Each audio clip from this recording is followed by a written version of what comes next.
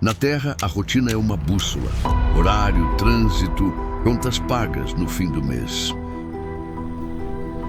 Do lado de fora, além do brilho das nossas cidades, um viajante atravessa o espaço como um estranho na sala. O visitante interestelar 3I Atlas, o terceiro já detectado pela humanidade. Ele traz sinais que fogem do comum, levanta suspeitas, acende boatos e, ao mesmo tempo, oferece dados que podemos medir, testar e confrontar. Uma única ejeção de massa coronal pode remodelar a cauda de um cometa. Um espectro de luz revela segredos da sua química. E uma corrente de desinformação tenta, dia após dia, transformar suposições em certezas. Hoje, vamos separar o que é confirmado do que ainda está em estudo e do que simplesmente não se sustenta, sem misticismo, sem exagero e com a curiosidade como farol. A cada minuto, o 3I Atlas nos oferece uma pergunta nova.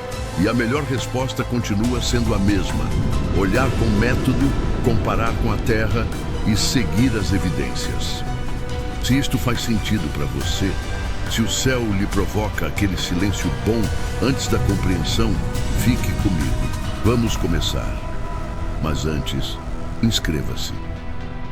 Quando dividimos essas descobertas, criamos juntos uma comunidade que olha para o céu com curiosidade e transforma mistério em conhecimento.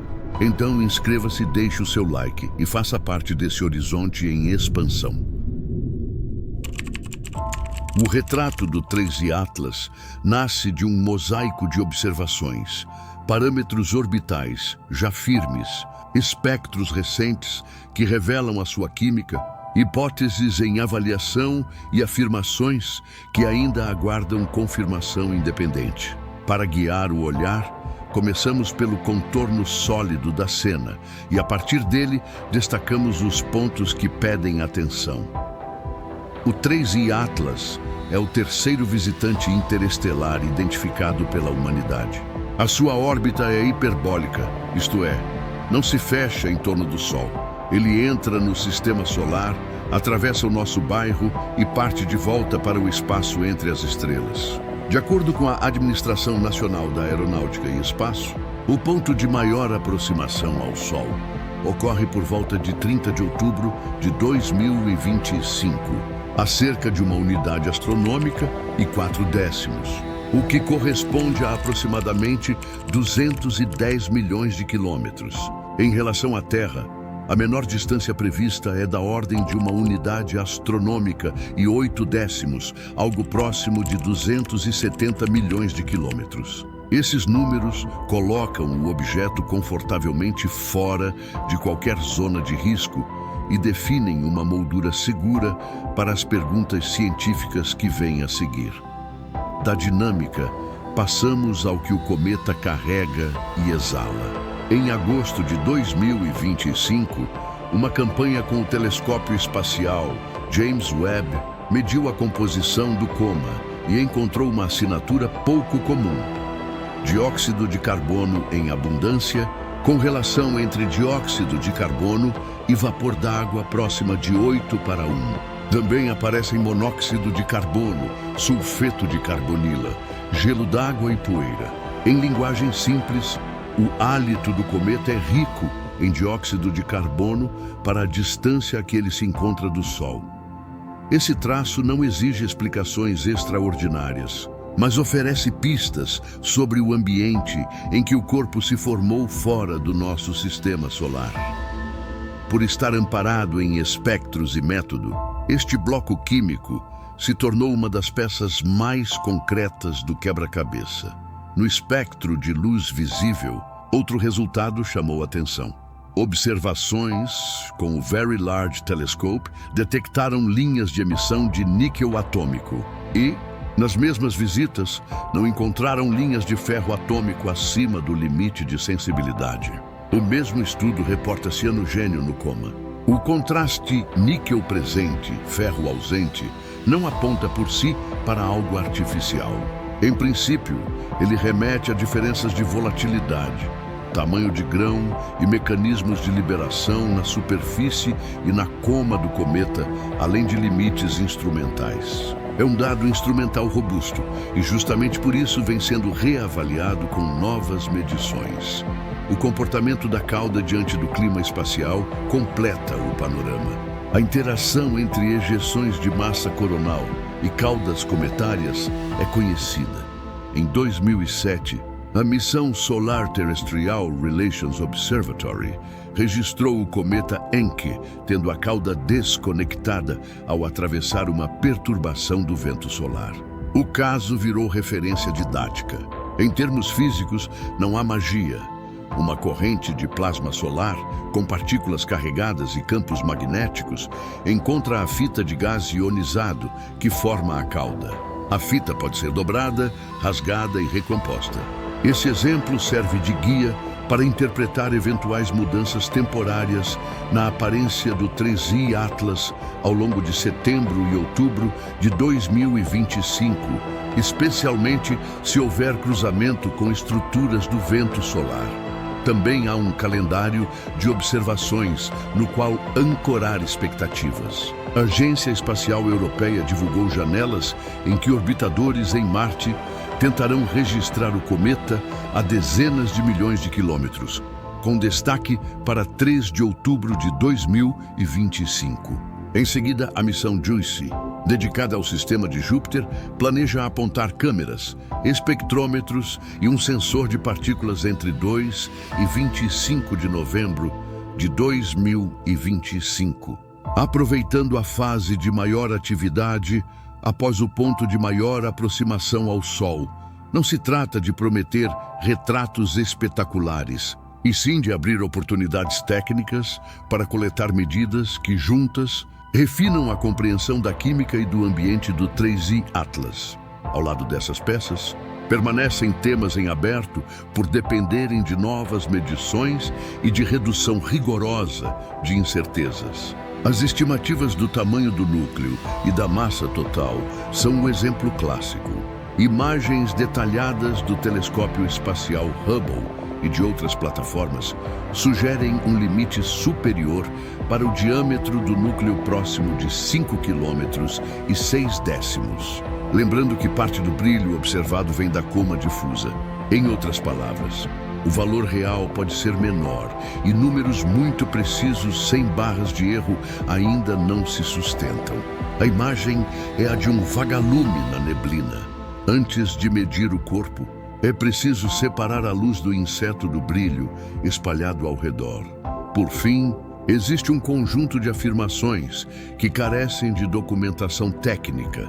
Periodicidades luminosas de poucos minutos, desvios de rota incompatíveis com a física de um cometa ativo e probabilidades muito específicas sobre um suposto alinhamento da órbita com o plano das órbitas planetárias. Em tom documental, a pergunta correta não é quem disse, mas onde está a medida. Curvas de luz, circulares de redes profissionais e notas de missão são o caminho para transformar hipótese em resultado. Sem isso, a prudência manda classificar como itens a verificar, não como conclusões. Este é o mapa de referência, parâmetros orbitais e distâncias seguros. Composição do coma, com destaque para o dióxido de carbono medida no infravermelho. Espectroscopia óptica com detecção de níquel e cianogênio. Possibilidade física de alterações temporárias na cauda por interação com o vento solar. Janelas públicas de observação para plataformas em Marte e no sistema de Júpiter, e temas que ainda dependem de novas medições para sair do campo das hipóteses. A partir daqui, o episódio avança para separar o que é verdadeiro, o que não foi confirmado e o que não é verídico, sempre com base em documentos técnicos e boletins institucionais. Há proposições sobre o 3I Atlas que soam convincentes numa primeira escuta, mas que ainda não têm sustentação técnica suficiente. Não se trata de negar ideias promissoras. Trata-se de colocá-las na prateleira certa, a da hipótese em avaliação, que precisa de mais dados, melhor calibração e escrutínio independente antes de virar resultado. A primeira delas é o tamanho do núcleo tomado como certo. O que existe hoje são limites observacionais, não uma medida direta do diâmetro. Em imagens profundas, parte relevante do brilho vem da coma difusa, que envolve e engorda o núcleo. Separar o que é núcleo do que é coma exige modelagem de PSF, a assinatura óptica do sistema, suposições sobre álbedo, quão refletiva é a superfície, e correções finas para a contribuição da poeira. O número citado com frequência, algo em torno de 5 km e 6 décimos, é limite superior, e o valor real pode ser menor. Dizer que tem mais de 5 quilômetros transforma um teto em piso. É como tentar adivinhar o tamanho de uma vela observando o brilho através de neblina. Primeiro, é preciso subtrair a neblina. Só depois, medir a vela. Daqui, decorre a segunda proposição frágil. A massa tratada como definida, por vezes na casa de dezenas de bilhões de toneladas. Estimar massa de um cometa ativo combina três incógnitas que puxam em direções opostas: tamanho e forma do núcleo, densidade média e empurrões não gravitacionais gerados pela desgaseificação. Se o núcleo for menor do que o limite e a densidade não for excepcional, a massa cai. Se existirem pequenos empurrões da atividade, eles podem imitar ajustes de massa quando o modelo ignora jatos assimétricos. É tentar pesar um bolo enquanto ele ainda assa e perde vapor. O número que sai depende do quanto de água está indo embora, da forma da forma e do quanto o forno oscila. Sem medições convergentes, fotometria profunda com coma bem subtraída, astrometria de longo arco e, idealmente, radar ou ocultações, não há massa consolidada. A terceira peça que exige cuidado é a afirmação de ausência de aceleração não gravitacional, como diagnóstico fechado. Ajustes orbitais preliminares podem não detectar empurrões sutis, seja por incertezas maiores nos dados mais antigos, seja por viés temporal, quando a atividade do cometa varia com a distância ao Sol. Detectar acelerações fracas é como perceber um vento leve numa estrada. Com poucas bandeiras no percurso, você pode concluir que o ar está parado. Acrescente mais bandeiras em diferentes pontos e o padrão aparece. Conclusão responsável por hora. A presença, a ausência e a intensidade desses empurrões ainda não estão firmadas. Também permanece não confirmado o argumento do alinhamento improvável do plano orbital do 3I Atlas com o plano das órbitas planetárias, embalado em probabilidades prontas como 1 em 500. Estimar quão raro é algo assim requer modelar o viés observacional dos levantamentos, quais regiões do céu são mais varridas, com que profundidade, em que épocas, e comparar com uma população simulada de objetos vindos de direções aleatórias. Sem esse exercício completo, o número passa de hipótese didática a estatística solta e deve ficar no campo do a calcular, não do está provado. Outro ponto em análise é o contraste níquel detectado, ferro não detectado, nas mesmas visitas espectroscópicas. O dado instrumental é sólido, mas o significado físico ainda não está fechado.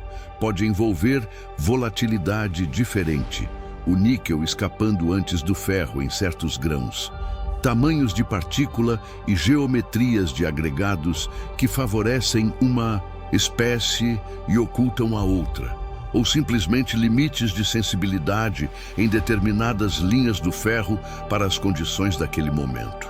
É um daqueles casos em que o que já foi visto, o porquê está em construção. A polarização negativa profunda, medida em ângulos de fase pequenos, segue a mesma lógica. O mínimo mais fundo do que o comum é um traço real, mas a interpretação, estrutura da poeira, porosidade, mistura de composições, histórico térmico, continua aberta. Assim como uma fotografia que revela o contraste sem explicar a textura, a polarimetria descreve a assinatura da luz espalhada. O passo seguinte é relacionar essa assinatura a propriedades físicas com modelos e comparações com amostras laboratoriais. No terreno operacional, há janelas de observação com boas chances de render resultados, mas não há garantias do tipo virá uma imagem de altíssima resolução em tal dia por tal câmera. Orbitadores em Marte podem sim registrar o 3I Atlas quando ele passar a dezenas de milhões de quilômetros do planeta, e isso é precioso para fotometria, morfologia de cauda e até detecção de variabilidade. No entanto, a resolução angular e a geometria de iluminação podem limitar o detalhe visível do núcleo. O mesmo vale para a missão europeia no sistema de Júpiter. O plano é usar câmeras, espectrômetros e sensor de partículas entre 2 e 25 de novembro de 2025. Mas a ciência virá em forma de conjuntos de medições, não de retratos definitivos. Tratar datas e instrumentos como oportunidade e não como promessa é a forma correta de narrar. Por fim, os efeitos de ejeções de massa coronal sobre a cauda do 3I Atlas têm base física bem conhecida, mas o impacto específico de um evento em uma data exata e a magnitude das mudanças são coisas que precisam ser vistas. A desconexão da cauda pode acontecer, e se acontecer, tende a ser temporária. Falar em perda definitiva de cauda ou destruição do cometa não tem lastro. Por outro lado, afirmar que nada mudará também é prematuro.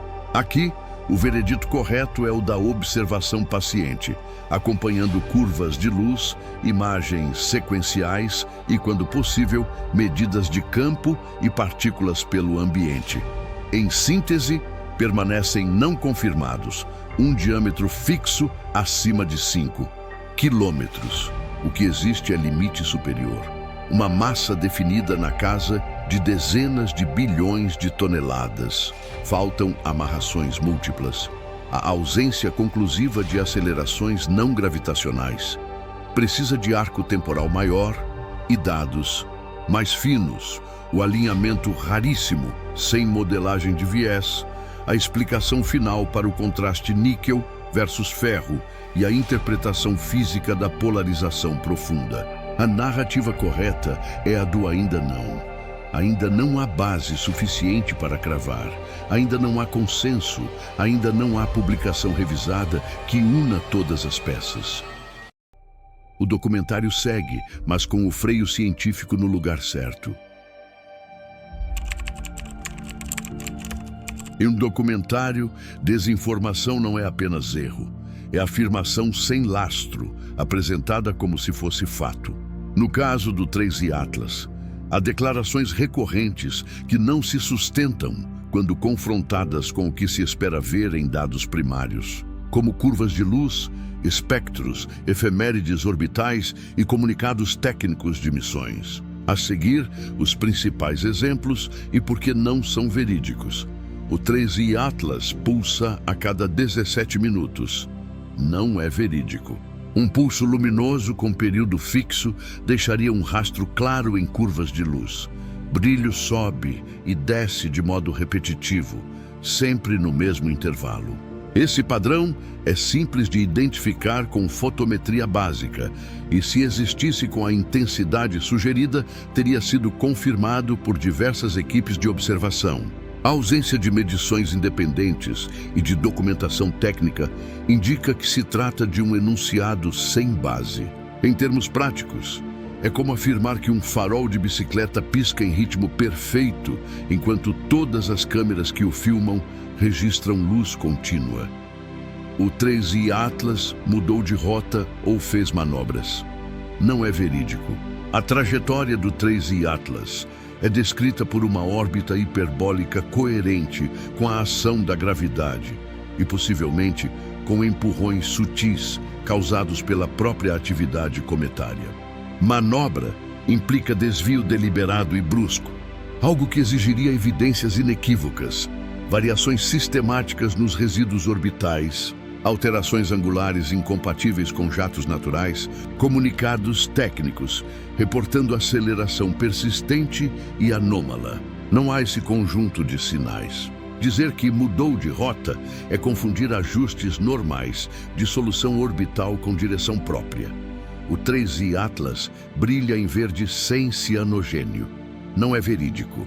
A coloração esverdeada em cometas costuma estar relacionada à emissão de moléculas contendo carbono que, excitadas pela luz solar, fluorescem nessa faixa. A detecção de cianogênio no 3I Atlas, ainda que com intensidade discreta em algumas visitas. Além disso, outras espécies, como o carbono diatômico, podem contribuir para o tom. A frase "não há cianogênio" ignora medições publicadas e simplifica um quadro que é, por natureza, múltiplo. Níquel sem ferro prova a origem tecnológica. Não é verídico.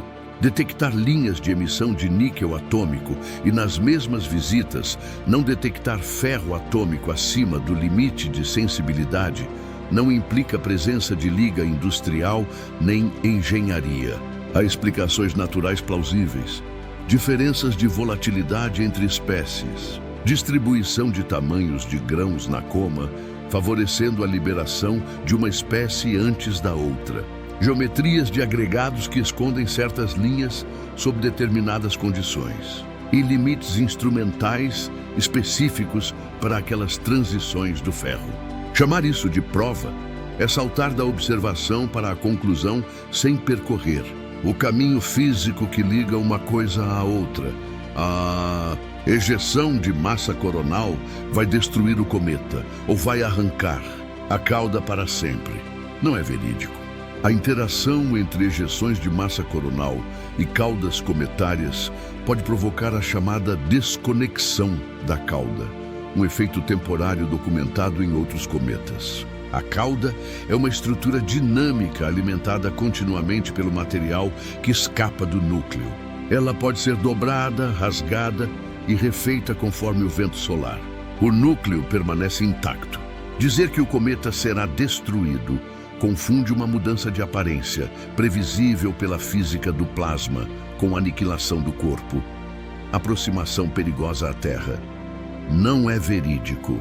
A menor distância do 3I Atlas em relação à Terra é da ordem de uma unidade astronômica e 8 décimos, aproximadamente 270 milhões de quilômetros. É uma margem confortável. A rota do objeto não o coloca em caminho de colisão com o nosso planeta. Usar termos como rasante ou passagem arriscada não descreve a realidade. Orbital, datas e sobrevoos garantidos. Por câmeras específicas em Marte ou por uma sonda no sistema de Júpiter. Não. É verídico apresentar janelas de observação como promessas de imagens espetaculares em dia e hora marcados. O que existe são oportunidades técnicas, períodos nos quais instrumentos podem apontar para o 3I Atlas, com alguma chance de colher dados úteis. Isso pode resultar em fotometrias, espectros e registros da morfologia da cauda, mas o grau de detalhe depende de geometria, iluminação, distância e limitações de cada sensor. Vender fotografia garantida é transformar oportunidade em certeza. Haverá passagem rasante por Júpiter com sobrevoo da sonda Juno para coleta de poeira. Não é verídico no estado atual do planejamento. Para que isso fosse verdade, seria necessário um anúncio formal com parâmetros de trajetória, manobras, riscos e objetivos científicos. A ausência de documentação oficial e a natureza da órbita da sonda tornam essa promessa inconsistente. O caminho correto é aguardar comunicados de missão. Até lá, tratar como hipótese não sustentada. Um alinhamento 1 em 500 prova origem artificial. Não é verídico. Jogar um número de probabilidade sem metodologia completa não constitui evidência. Para estimar raridade, seria preciso modelar viés observacional dos levantamentos, simular populações de objetos vindos de direções aleatórias e comparar resultados. Mesmo que um alinhamento fosse raro, raridade não é sinônimo de artificialidade. É somente um convite à investigação. Esses exemplos têm algo em comum. Ou faltam medições primárias, ou ignoram medições que já existem, ou apresentam extrapolações como se fossem conclusões. O antídoto é sempre o mesmo. Pergunte: onde está a curva de luz que mostra o pulso? Onde está o comunicado técnico que reporta a manobra? Onde está o espectro que comprova a ausência de uma espécie? Onde está o plano de missão com data, instrumento e margem de erro? Sem essas peças, trata-se de narrativa, não de ciência. O quadro mais sólido sobre o 3I Atlas é construído com medições repetidas, métodos explícitos e documentação pública de missões e observatórios. Começa na órbita. O 3I Atlas é reconhecido como o terceiro visitante interestelar já identificado. A sua trajetória é hiperbólica, isto é, não se fecha ao redor do Sol. Esse desenho orbital, calculado a partir de astrometria obtida ao longo de semanas, estabelece dois números essenciais para o público. O ponto de maior aproximação ao Sol acontece por volta de 30 de outubro de 2025, a cerca de 1 unidade astronômica e 4 décimos. A menor distância em relação à Terra fica em torno de 1 unidade astronômica e 8 décimos, aproximadamente 270 milhões de quilômetros. Em termos práticos, isso significa seguro por construção. Não há cenário físico plausível no qual este visitante represente risco real ao nosso planeta durante a sua passagem. Do terreno orbital, seguimos para a composição, onde os instrumentos no infravermelho brilham.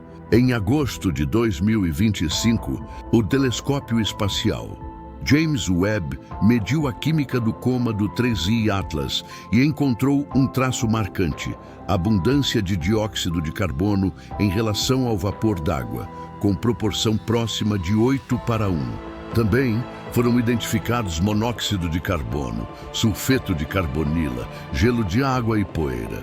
Essa mistura, menos comum para a distância heliocêntrica do objeto, é um dado experimental robusto e extremamente útil.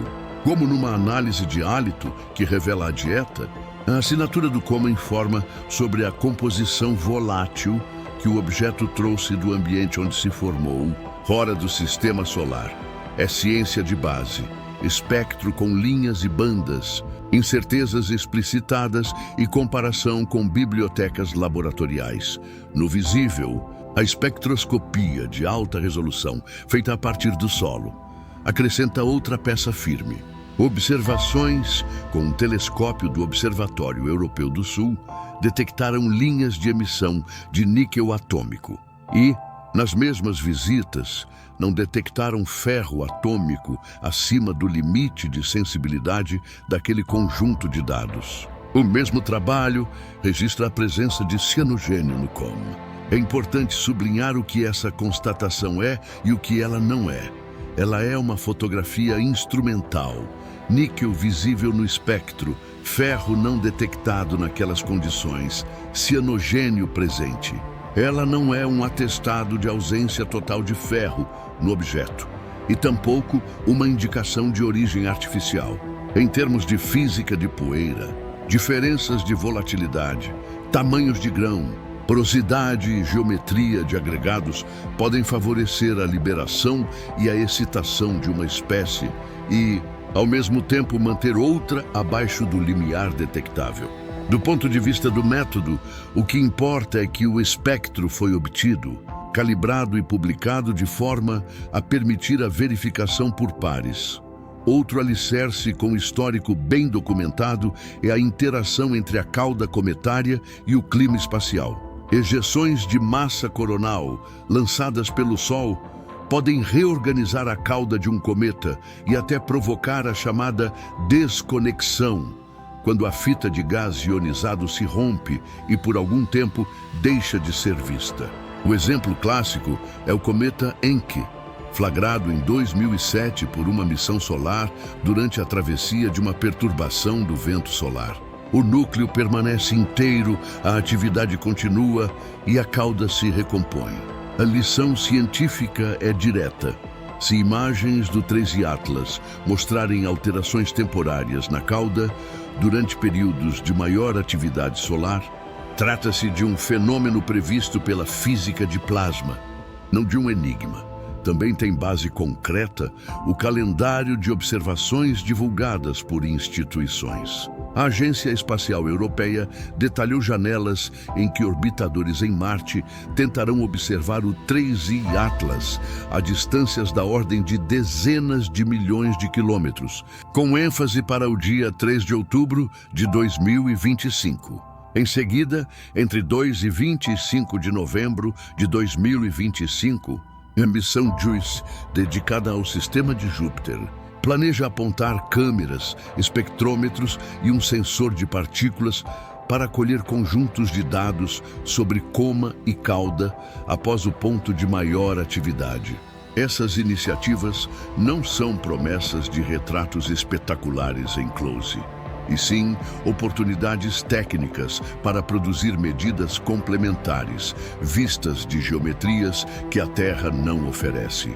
O valor científico está na soma. Fotometria, espectros e morfologia da cauda obtidos de pontos diferentes do sistema solar ajudam a resolver ambiguidade e a reduzir incertezas.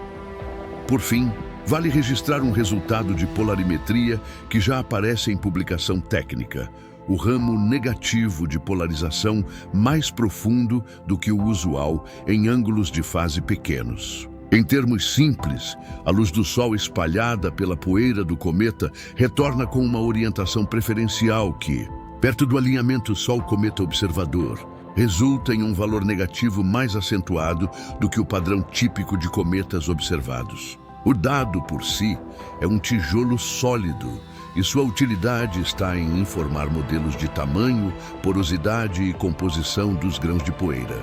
Não é um carimbo de anomalia mística, é uma pista física sobre como a luz interage com partículas reais. Em conjunto, esses pilares, órbita bem determinada, passagem segura, composição do coma medida no infravermelho, espectroscopia visível com níquel detectado e cianogênio presente, comportamento de cauda compatível com a ação do vento solar e janelas de observação oficialmente, anunciadas por missões, formam a espinha dorsal do que já pode ser narrado com segurança.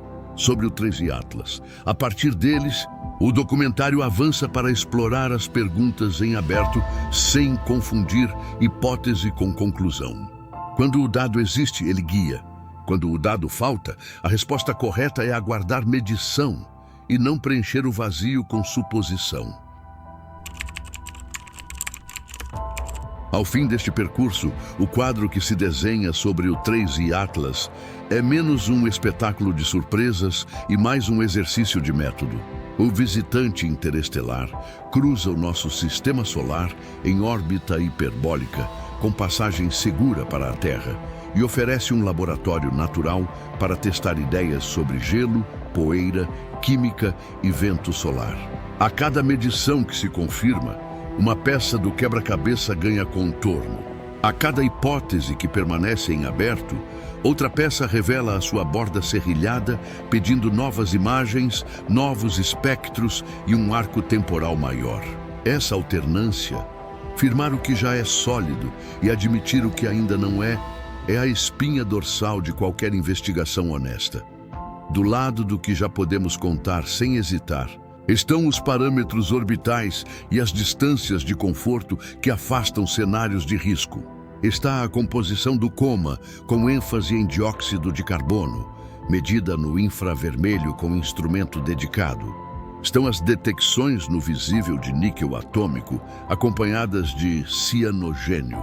Está, sobretudo, a física previsível da interação entre caudas cometárias e ejeções de massa coronal. Esses pilares são importantes não apenas porque dizem o que, mas porque explicam como.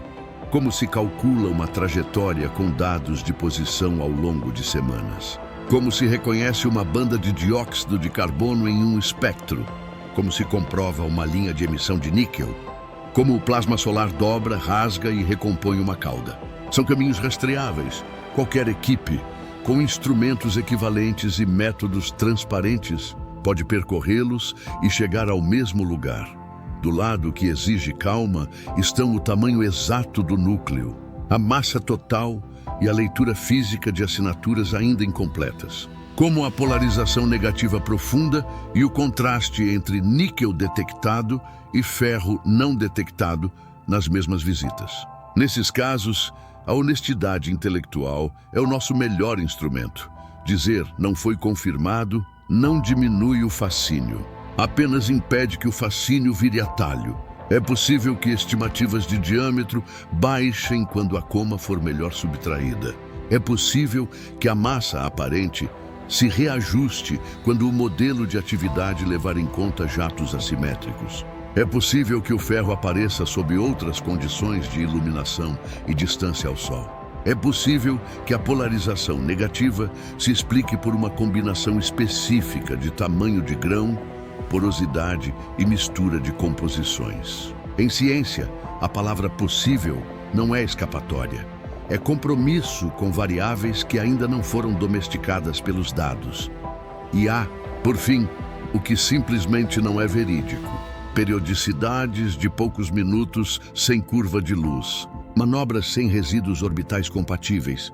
Cores sem molécula quando a molécula foi detectada. Sobrevoos prometidos sem plano de missão. Esses enunciados sobrevivem à custa do silêncio das fontes primárias. Ao longo desta narrativa, preferimos o contrário. Quando existe curva de luz, mostramos. Quando existe espectro, mostramos. Quando existe comunicado técnico, mostramos. Quando não existe, dizemos que ainda não existe.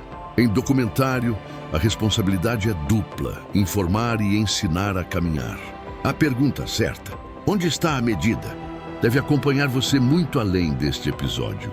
Nos próximos capítulos desta história, o tempo fará o trabalho que nenhuma pressa consegue fazer. A proximidade do ponto de maior aproximação ao Sol tende a ampliar a atividade do 3I Atlas, e isso abre janelas para refinar leituras químicas, comparar espectros em diferentes geometrias e observar a resposta da cauda ao clima espacial. As oportunidades de observação por plataformas em Marte e pela missão que investiga o sistema de Júpiter não são promessas de imagens cinematográficas. São pontos de vista complementares, preciosos, até quando parecem modestos. Um punhado de fotometrias bem calibradas, alguns espectros limpos e uma sequência de imagens da cauda sob diferentes condições podem valer mais para a ciência do que um único retrato vistoso. Ao final, talvez a lição mais valiosa não esteja apenas no 3I Atlas, mas no nosso modo de olhar. Diante de um visitante que vem de muito longe, resistir à tentação da explicação pronta é um gesto de respeito. Respeito ao objeto, à física e ao público. O 3I Atlas não é um convite ao susto, é um convite à atenção. Se ele nos ensina algo sobre mundos que se formaram além do nosso, é porque nós escolhemos medir, comparar e repetir. Se ele desmente uma suposição apressada, é porque nós escolhemos esperar a próxima noite clara, o próximo espectro, a próxima janela de observação. E se, ao longo do caminho, descobrirmos algo realmente inesperado, teremos como sustentá-lo com a única coisa que atravessa o tempo sem se desgastar: evidência. O documentário se encerra, mas a investigação continua. Quando o céu muda, a câmera volta. Quando o dado chega, a narrativa se atualiza. Até lá, aguardamos 3 frases guia. Primeiro, verdadeiro é o que pode ser mostrado. Segundo, não foi confirmado é o que precisa de mais caminho antes de virar frase final. Terceiro, não é verídico é o que não encontra chão nos instrumentos. Com essas chaves, O próximo encontro com o 3i Atlas deixa de ser uma aposta no escuro e passa a ser uma conversa madura com um visitante real, complexo e fascinante.